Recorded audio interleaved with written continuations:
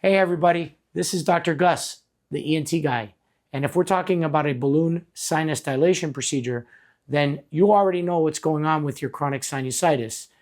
Chronic nasal congestion or obstruction, headache, pressure, nasal drip.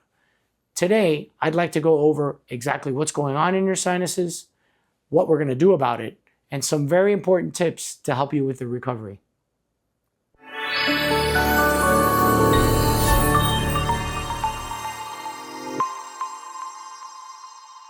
Let's talk about chronic sinusitis.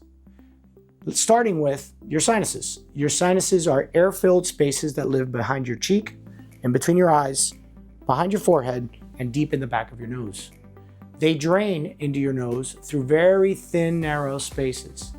When those thin, narrow drainage spaces get blocked or obstructed, it leads to inflammation, congestion, and infection inside your sinus.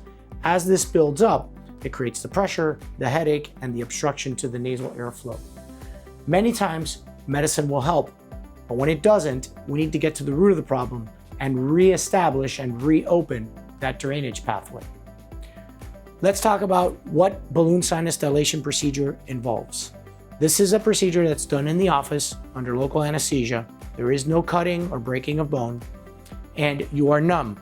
You will feel a little bit of pressure, but not a lot of pain or discomfort. And what we're doing is placing a very small, thin balloon from the inside of your nose into that drainage area, dilating open the balloon, closing it, and removing it. This reestablishes that natural drainage area so that your body can then naturally remove the infection and inflammation that was trapped, and also allows us to suction that area out. Most people will drive home and are able to go back to work the next day. How to best prepare for your balloon sinus procedure.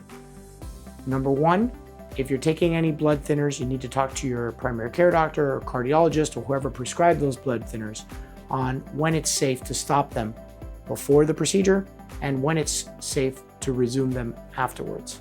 Second, we actually do want you to eat a light meal before the procedure. It helps with a sensation during the procedure. And then number three, please take all of your medications as per your normal routine the day of the procedure. Here's what to expect after your balloon sinus procedure and some recovery tips. Number one, you may feel some pressure and congestion after the procedure for a couple of days, and that is normal. You may also have some light pink or reddish discharge from your nose, some bleeding, which will subside over the next 24 to 48 hours.